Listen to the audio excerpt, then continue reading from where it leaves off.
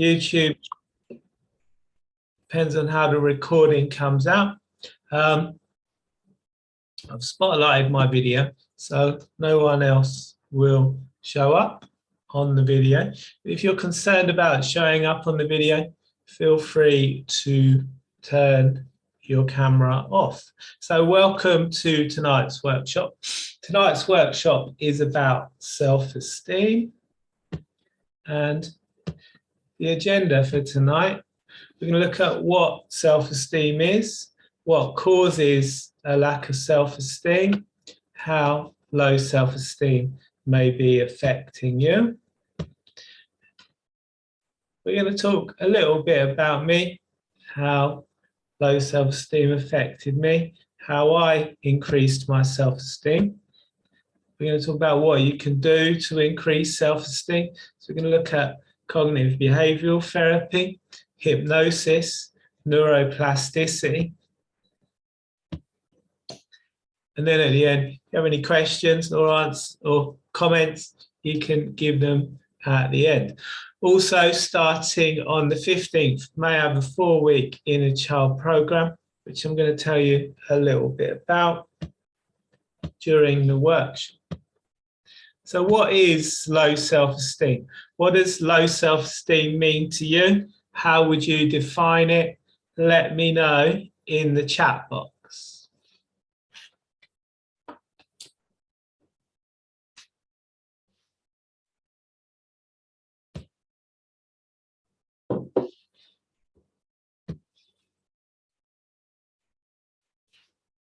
Feeling like you're less than others, feeling that you don't matter, low confidence, yeah, no confidence, low self-worth, helplessness, yeah. Is anyone else? Lack of belief in yourself, that's a great answer.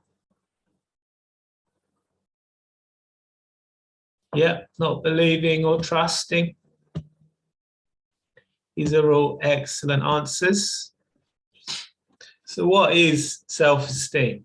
So the question, what is self-esteem, is very hard to answer because self-esteem is what we would call a nominalization. In NLP, nominalization is a term for something you can't put in a wheelbarrow. And nominalizations happen whenever a person uses a verb. He describes a process, a verb, as a thing, a noun. Nouns are fixed and definite. Verbs are actions, and they allow for change. So, to prove that to you, I'd like to do a thought experiment. And so I'd like you to think of a situation that maybe you experience, now, daily, situation where you have low self-esteem or low confidence or low self-worth. Take a deep breath in. Allow your eyes to close. With your eyes closed, really imagine yourself in that situation. And really connect with that version of you. Connect with the thoughts you're having in that situation. What feelings are you feeling in that situation? What are your behaviors in that situation? And then when you're ready, you can open your eyes, come back to the present. Now I'd like you to think about how you'd like to be in that situation. So once again, taking a deep breath in, closing your eyes, and imagining how you'd like to be in that situation.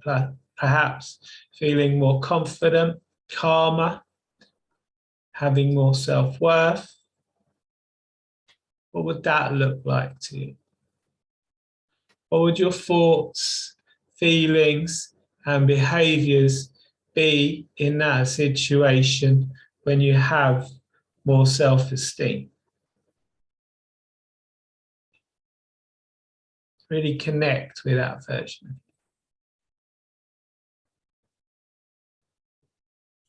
Then once again, opening your eyes, coming back to the here and now.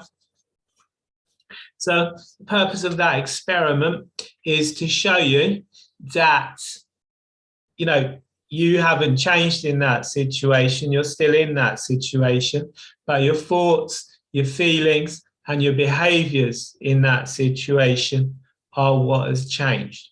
So, yeah, does anyone have any questions or comments on that?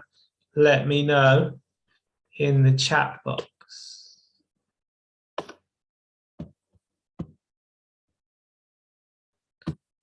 So what do you hope to get out of this workshop? How will you know when this workshop has been successful for you? Let me know in the chat box what you hope to get out of it. What will you be experiencing in the future? Belief in yourself. What would belief in yourself look like? What would it allow you to do?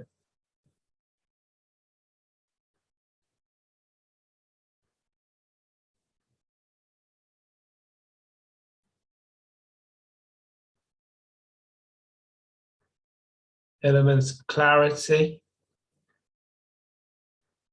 or knowledge. Okay, so not negative thoughts, more confidence, better working relationships, excellent. Able to make and maintain eye contact. Deal with your narcissistic ex.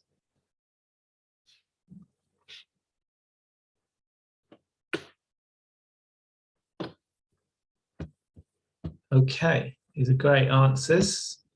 So the effects of low self-esteem. So if you have low self-esteem, it's going to affect your self-value.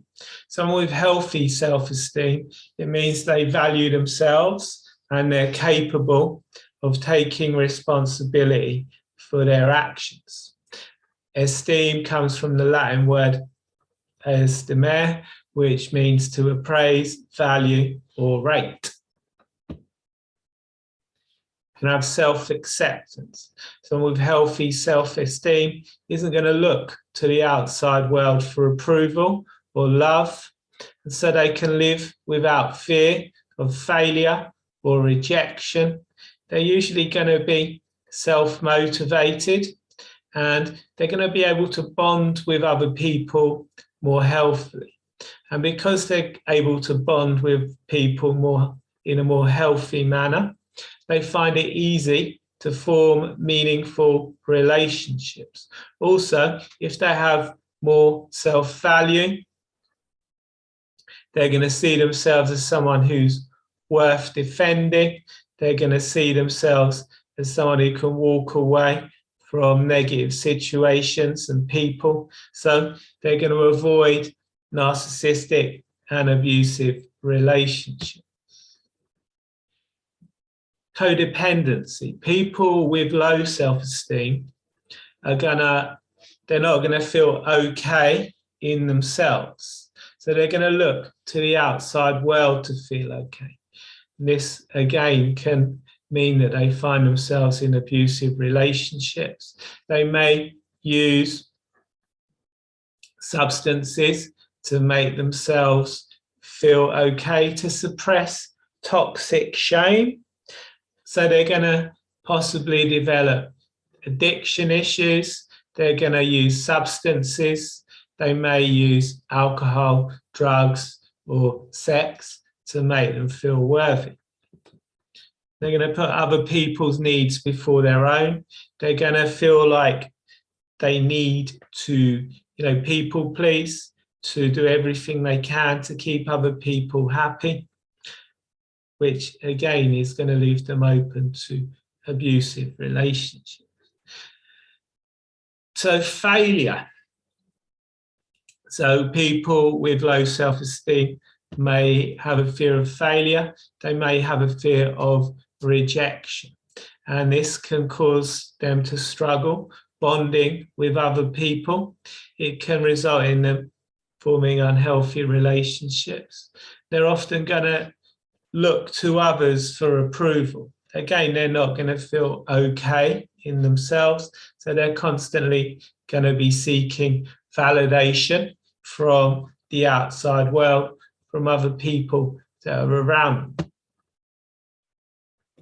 They're going to have no boundaries. Again, because of the fear of rejection and the need for approval, people with low self-esteem can find it difficult to form healthy boundaries or to assert themselves in a healthy manner. So as I said previously, they can become codependent, they can become people pleasers, doormats, they can see themselves as someone who's not worth defending.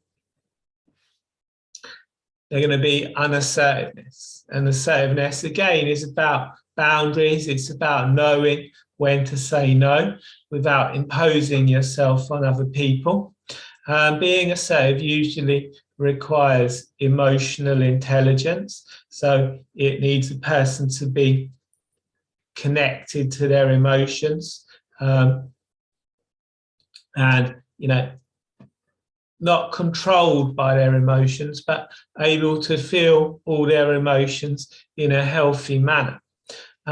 Assertive people are usually able to negotiate better and they suffer from less anxiety. Does anyone have any questions with regards to anything that I've said so far?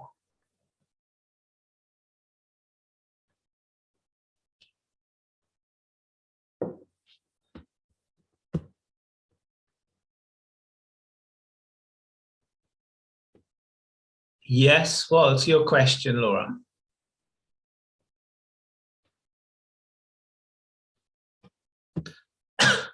So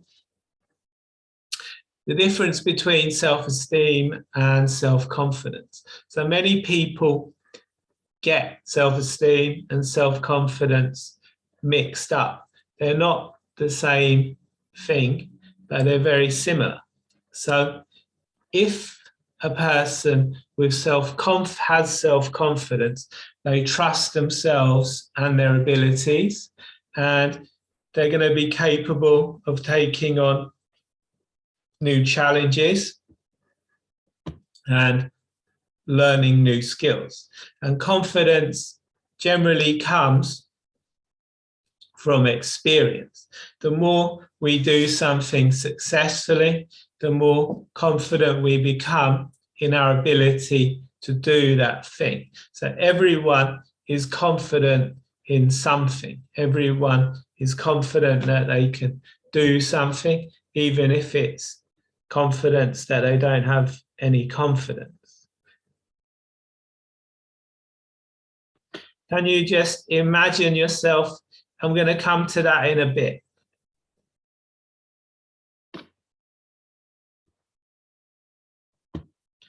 Yeah, fake it till you make it. I'll come to that as well.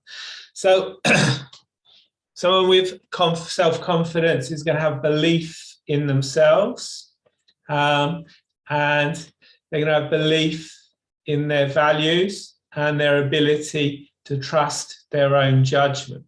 Someone with healthy levels of self-confidence is going to have faith in themselves, and this faith is going to result in them procrastinating less, in them making firmer decision-making abilities, deciding what they're going to do and sticking to those decisions. And they say that successful people make decisions slowly and stick to them, and unsuccessful people make decisions quickly and don't stick to them. And someone with low confidence may compensate. So again, same as with self-esteem, if we don't feel okay in ourselves, okay in who we are, we may look to the outside world to make us feel okay. So someone with low confidence is going to look to possessions and even other people to try and make themselves more confident. Someone who's, narcissistic, puts people down, is generally putting people down, trying to make people feel worse, trying to pull people down to their level because they don't have any confidence themselves. So they're trying to reduce everyone down so that they can rise above them. So where does it come from? What causes low self-esteem? So everyone is doing the best they can with what they have.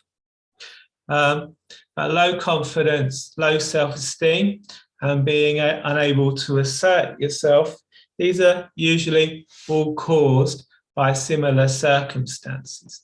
They're usually caused by complex PTSD, CPTSD, and CPTSD is caused by being trapped in an abusive situation that lasts for a long period. So if you're, living with an abusive person, you can develop CPTSD, and CPTSD is commonly suffered by prisoners of war, members of cults, and children who grow up in dysfunctional families. So for CPTSD to form, there needs to be repeated and ongoing abuse from which there's no escape.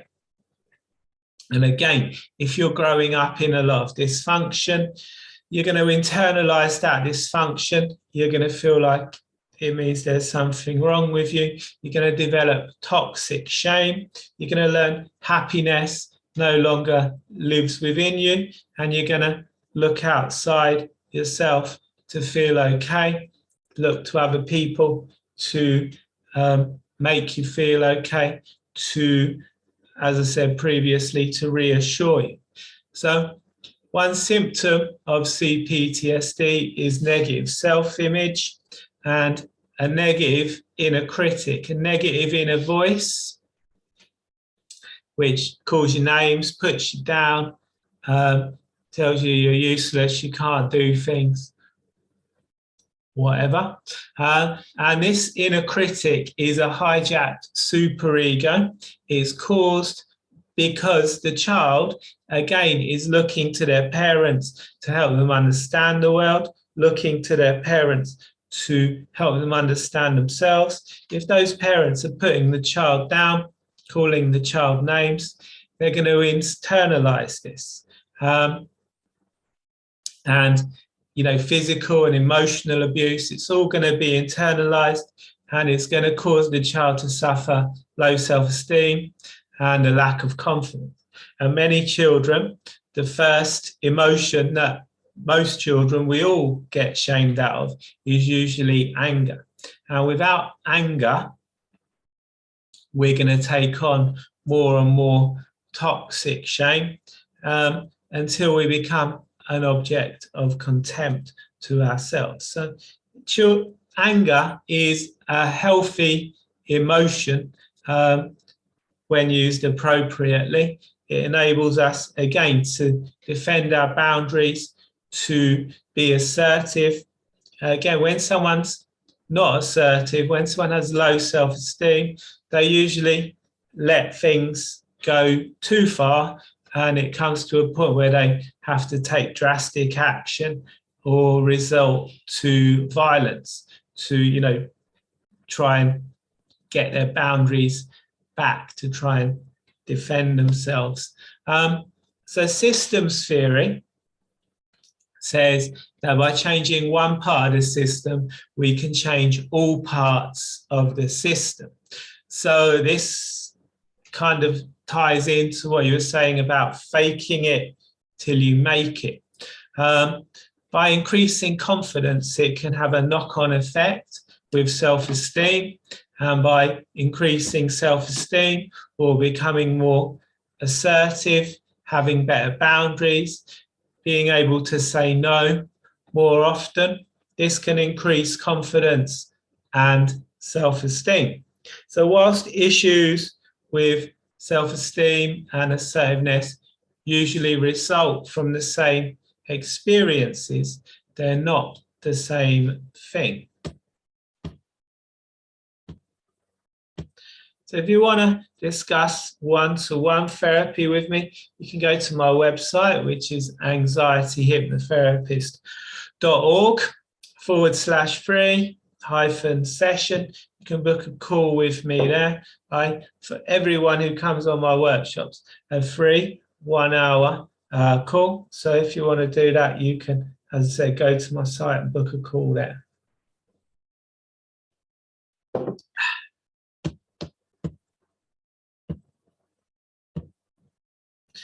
So, question. How does low self-esteem affect you? Many of you have already answered this question, but what would you do with more self-esteem? How would you know you've got more self-esteem? And this question's important because if you don't know where you're going, you're never going to get there. So I want you to get a clear idea of what would be different in your life if you had more self-esteem. Let me know in the chat box. And it helps if you're really, really crystal clear about what your life will look like.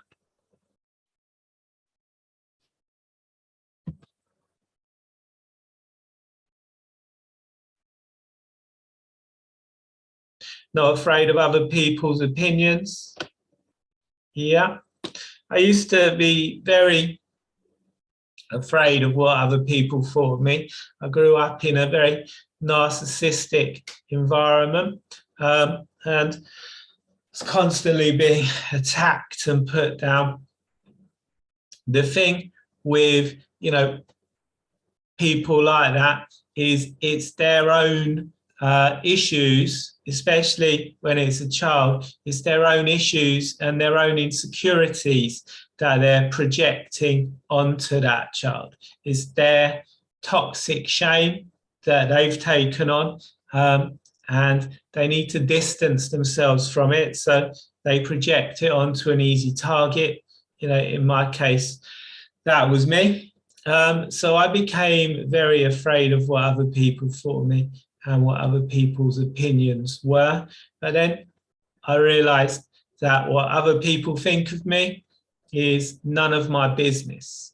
So I learned to develop my own values and my own goals, and to stick to those values and goals as long as I'm, doing what I know is right. I don't care what anyone else thinks. As I said, 9 times out of 10, it's their own projection. Able to voice your opinion on your own, yeah. Yeah, stop caring what other people think. Yeah.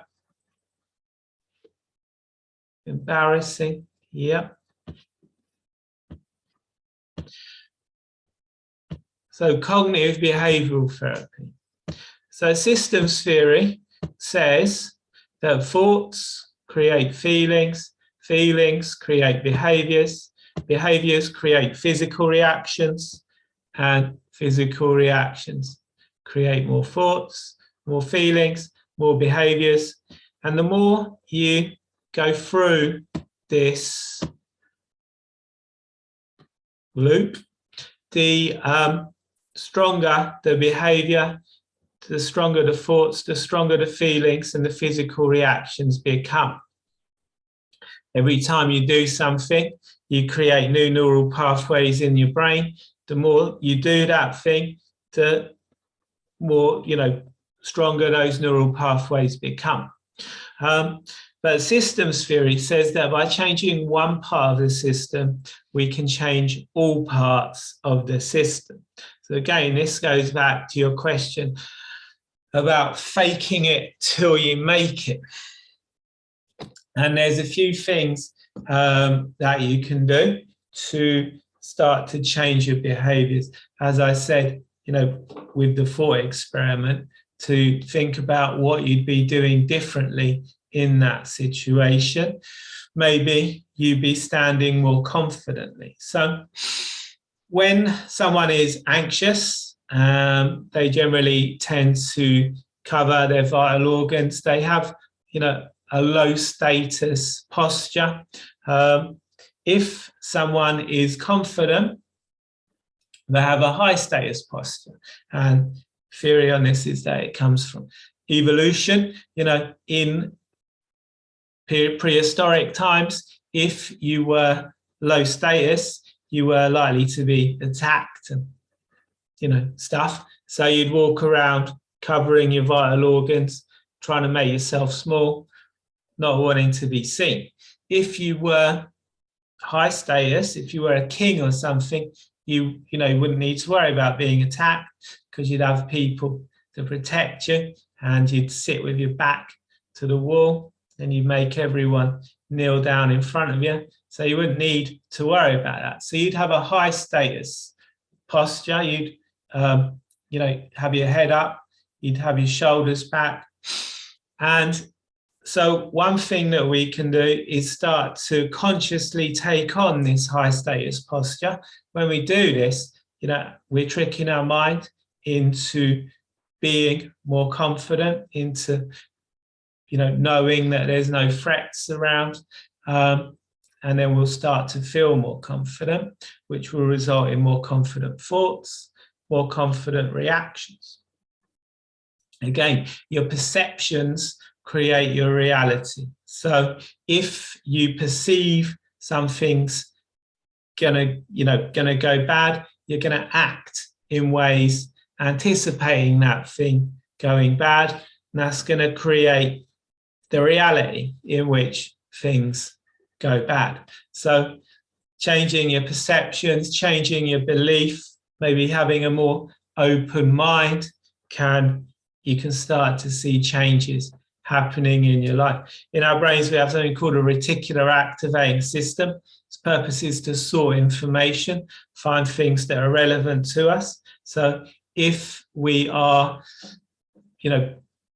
if we have beliefs that don't serve us, our reticular activating system isn't going to help us because it's going to find information that reinforces those beliefs. So something else we can do, something that I just learned yesterday, there was a study and they found that people who were feeling depressed, smiling into the mirror for 5 minutes actually released serotonin and all sorts of feel-good hormones in their brain, and they actually started to feel happy. So changing your behaviors can change the way you feel, your thoughts, and your physical reactions.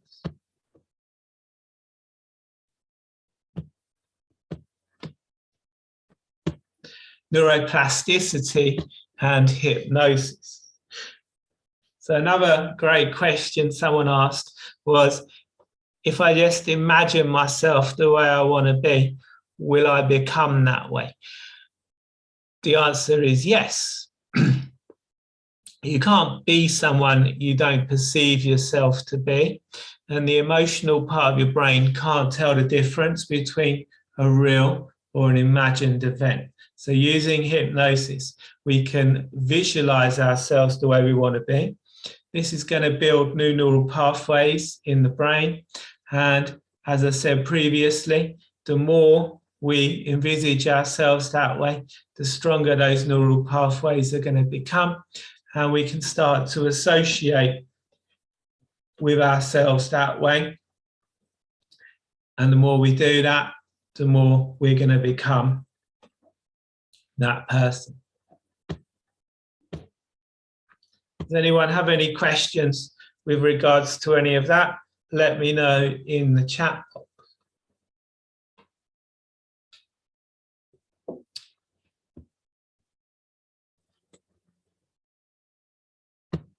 So now the question on the screen is, who wants to try some hypnosis?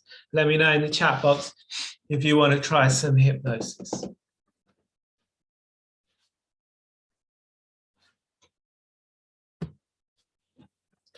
And whilst you're answering that, I'm going to get some water.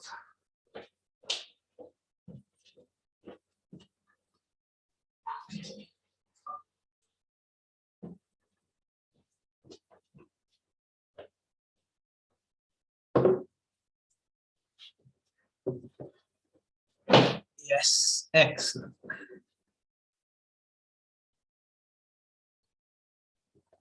You can lie down, sit up, do whatever you want. We're not going to do the hypnosis yet, though, because I'm going to tell you about booking a call with me by going to my website there. Also going to tell you about a 4-week inner child program that I have starting on the 15th of May at 7 p.m. UK time. It's going to consist of 4 group coaching sessions. All the sessions are recorded, so if you miss a session, you can download the recording, watch it back. You can also keep the recordings to watch them back at a later date. Discounted one-to-one hypnotherapy sessions, and I've created an exclusive Facebook group where I've put lots of content to help with emotional eating, negative self-talk, identifying projection, all that kind of stuff is in the Facebook group. Weekly exercises and a workbook. We're going to be looking to integrate all ages of the inner child from infant to adolescent, give us inner child self-love, self-acceptance. Doing this kind of work can reduce anxiety, increase self-esteem, increase confidence. It can allow you to control your impulses and reconnect with emotions. So some feedback from people that have done the course in the past.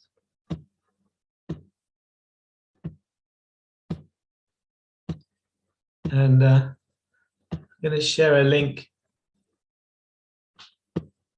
to that for you in a moment. If you go to my website, you can get it at a discounted price. You can also book a call with me there. I'm going to share that link with you in a moment as well.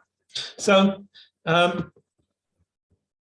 what we're going to do now, we're going to do some exercises to show you the power of your unconscious mind, the power of your imagination. So what I'd like you to do is take a deep breath in. And when you breathe in, you want to be breathing all the way down into your stomach, fully inflating your lungs, noticing your stomach rising as you're breathing in, falling as you breathe out. And it's called diaphragmatic breathing. It's very, very healthy, very good to breathe like that. And if you can make a conscious decision to try and breathe like that throughout the day, you're going to notice yourself feeling a lot calmer, a lot more confident. So what I'd like to do, first of all, is an exercise to show you the power of your imagination. So I'd like you to hold your hands out in front of you like so, with your right hand palm facing down, left hand palm facing up. Take a deep breath in. As you breathe out, allow your eyes to close. With your eyes closed, I'd like you to just imagine in your left hand, we've placed some heavy leather-bound books. And those books are weighing down on that left hand. Is sinking lower and lower. That's right. And to your right hand, we've tied some helium. Those helium balloons are rising up, taking that hand with. So the left hand's lowering down and the right hand's rising up. Just imagine that happening.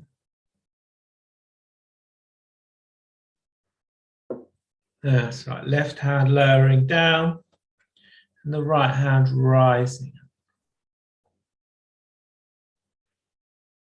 And then when you're ready, leave those hands where they are. Open your eyes, come all the way back to the here and now. See if you can notice any difference between those hands. If you notice a difference between those hands, let me know in the chat box.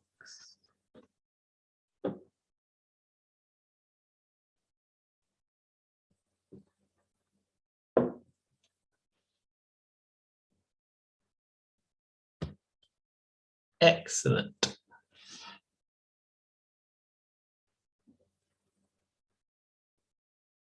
Excellent.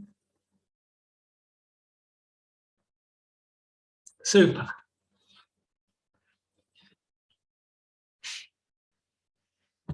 Okay.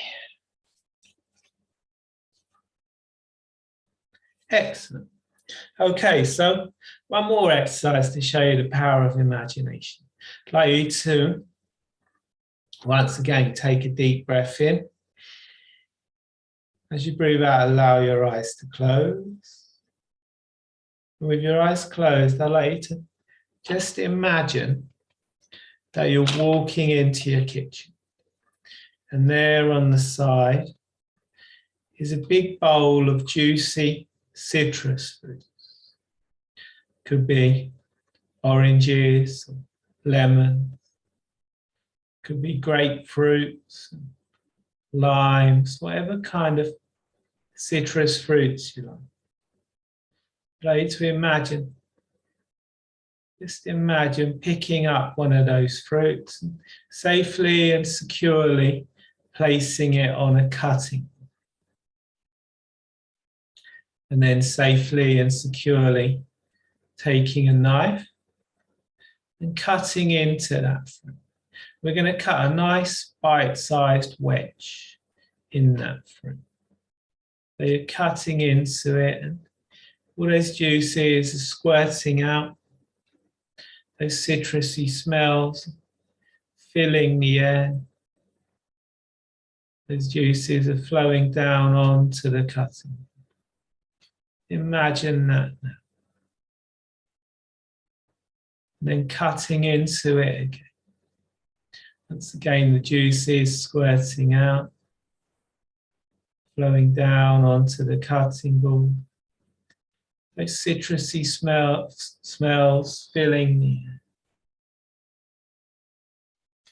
And then picking up that piece of fruit, lifting it up towards your face, placing it in your mouth and biting. Those juices are exploding in your mouth.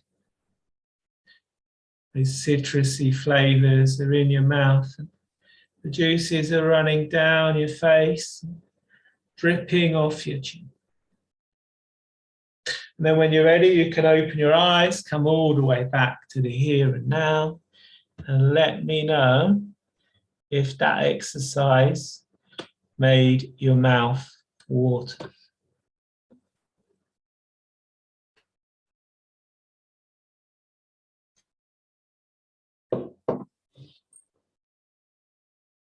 Thank you, Joan.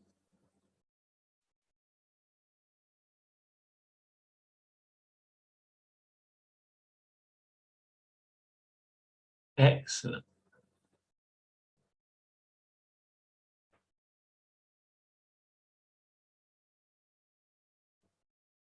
Excellent.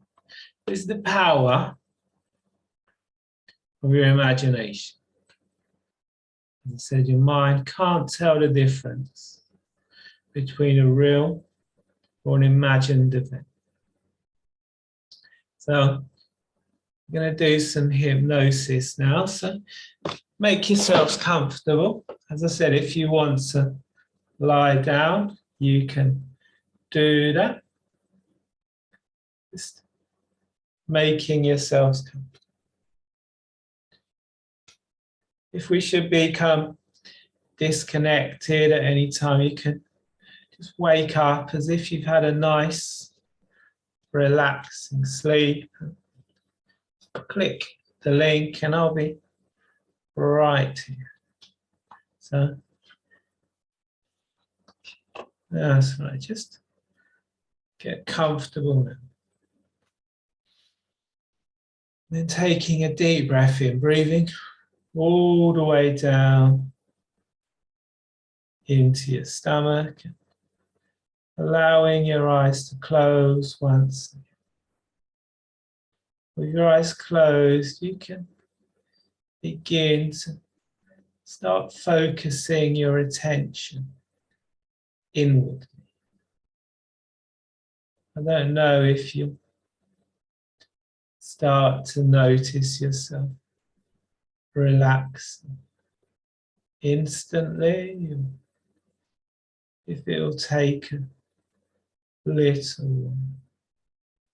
Just listening to the sound of my voice. Any other sound you hear will just allow you to relax even more. Yes. Yes. Just allowing yourself to begin to let go. Maybe imagining relaxation forming at the top of your head, flowing down into eyes, down your cheeks, into your jaw. Yes. Becoming aware of the tip of your nose. Noticing that air flowing in and out through. Yes. As you become conscious of your breathing, you can become conscious of the fact that your unconscious mind has been breathing for you all of you.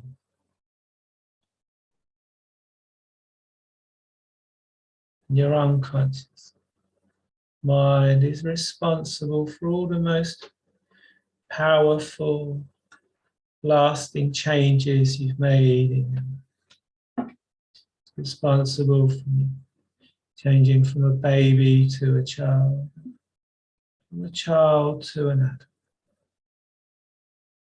Just allowing that part of you to take more and more control.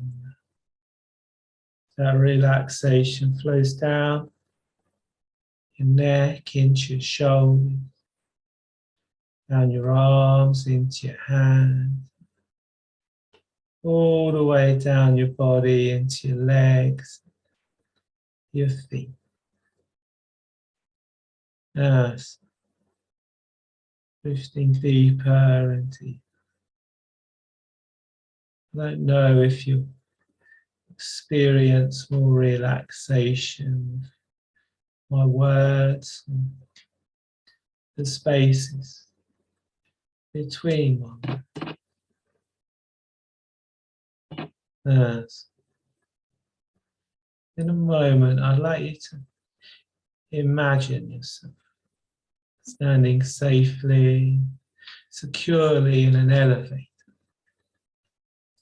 In this elevator, there are 3 buttons. When you press the first button, you're going to increase that relaxation even. The second button is going to double that relaxation from there. And the third button is going to take you all the way down into the very depths of trance. Maybe becoming the most relaxed you've ever been. I wonder if you can remember the most relaxed you've ever been.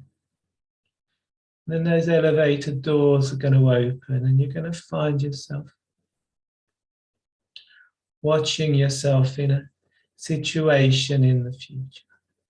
Situation where you're going to have more self-esteem, have more confidence. You're going to feel calmer and more relaxed. So just pressing that first button, going down and down. Awesome. And then the second button, going deeper still, deeper and deeper. And the third button, going all the way down, all the way down.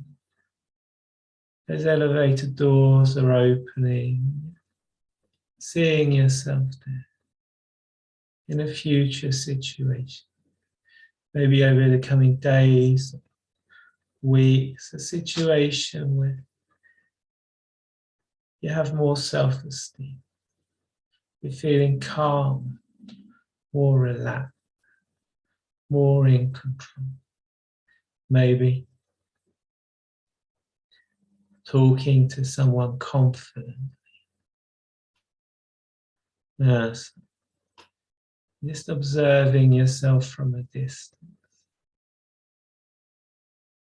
Observing how you're standing. Maybe you're sitting down. Yes. How you're behaving. How your body language is. Confident. Maybe your voice is more confident. Yes. Then stepping into that future version of you. Noticing how good you feel. Having confident thought. Yes.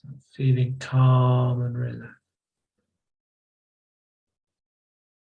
Feeling positive in every way. Really experiencing that now. And then standing in front of you is an even more confident, even more relaxed version of you. A version of you with even more self-esteem, even more self-love and self-acceptance. Just stepping into that version of you. Notice those feelings increase, becoming stronger and stronger. Yes. Really experiencing that.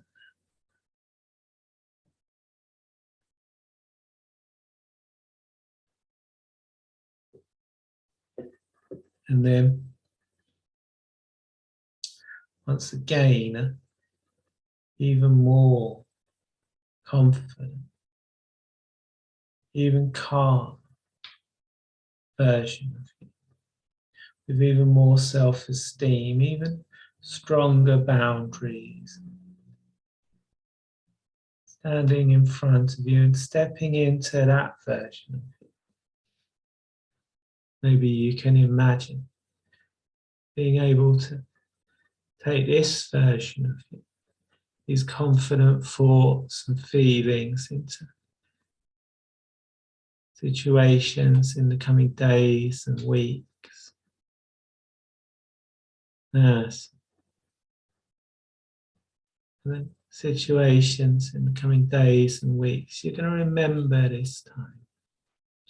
You're going to notice that you're acting differently. You're acting more confidently. And when that happens, you may get a sense of yourself smiling, either there or now. Yes. In a moment, I'm going to count from 1 to 5. When I reach the number 5, you can come all the way back to the here and now, noticing how good you feel. 1, allowing the feeling to return to your feet. Maybe you'd like to wiggle those toes. 2, as that energy flows up your legs. 3, down, up your body. 4, down your arms into your hands. Maybe you'd like to wiggle those fingers. 5, and you can open your eyes, coming all the way back to the here and now, noticing how good you feel. Maybe you'd like to stretch and yawn.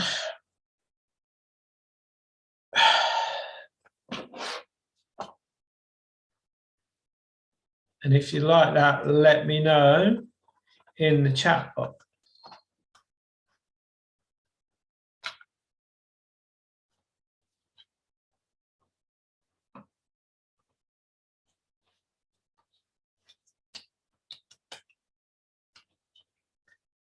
Excellent. Thank you, Gemma. I'm glad to hear that. Fantastic.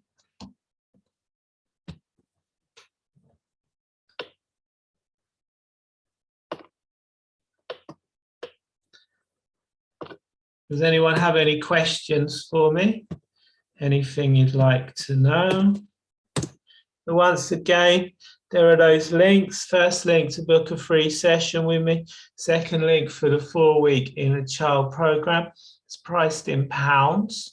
But if you're in America or Canada or wherever you are, if you want the price in a different currency, book a call with me and I can do that for you. £109. I believe it's about 129 US dollars. So yeah, that's there. Does anyone have any questions about anything I've covered tonight? Let me know in the chat box. Also, the Inner Child program is available on Eventbrite. You can sign up for our Eventbrite. If you use the code EARLYBIRD, you'll get 50% off. So it's actually cheaper on my website. But if you've used that code, you can still get 50% off via Eventbrite. Yeah, I can have a quick chat with you, Gina. Any questions, anyone?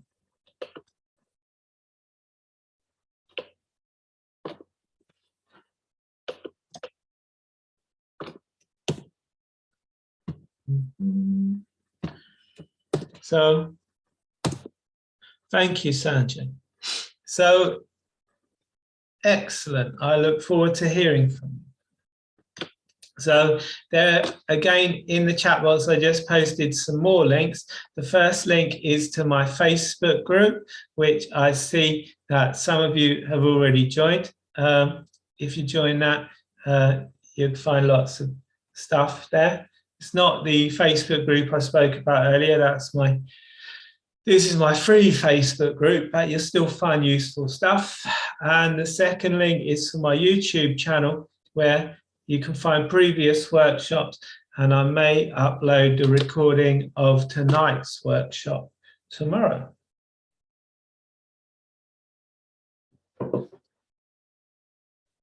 Any questions at all?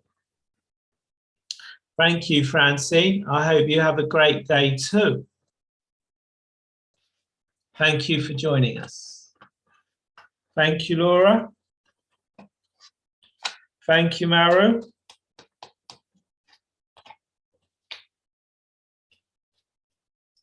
Thank you, Marjorie. Thank you, Trevor. Thank you, JQ. Thank you all for coming. And please check the Meetup and Eventbrite groups for future workshops.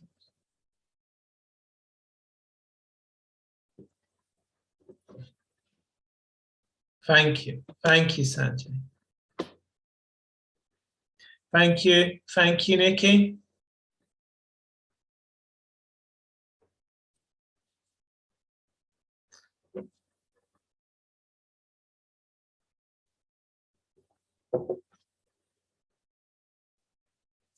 No problem. Thank you, Thank you for joining us. Thank you, Michael.